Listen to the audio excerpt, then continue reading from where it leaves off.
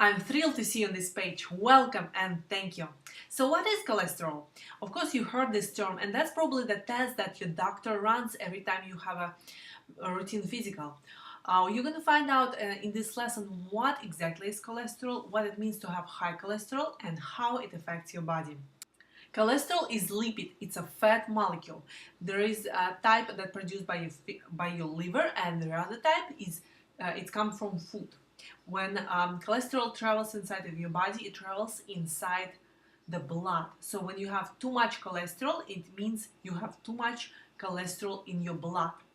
And when you have too much cholesterol, body stores it inside of your arteries in the form of a plug.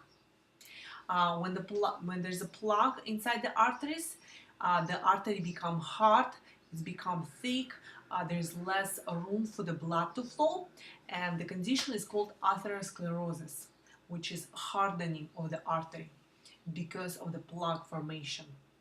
The number one cause of death and disability in the developed countries like United States are cardiovascular disease. What happens in those diseases? The arteries inside the body are damaged. It's called inflammation.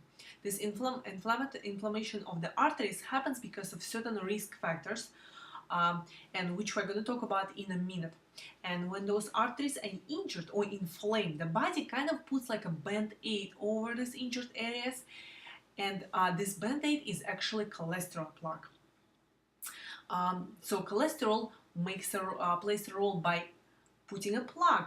It's one essential part of the plug inside of the arteries, but also cholesterol does injury to the arteries. So it does two jobs. It injures the artery, and then it becomes part of the plug. What other risk factors for the development of this plug, for the development of inflammation inside of the arteries? So like we said, high cholesterol is number one. Also, high dietary intake of saturated fat and cholesterol independent of blood cholesterol levels. Also nicotine, also stress.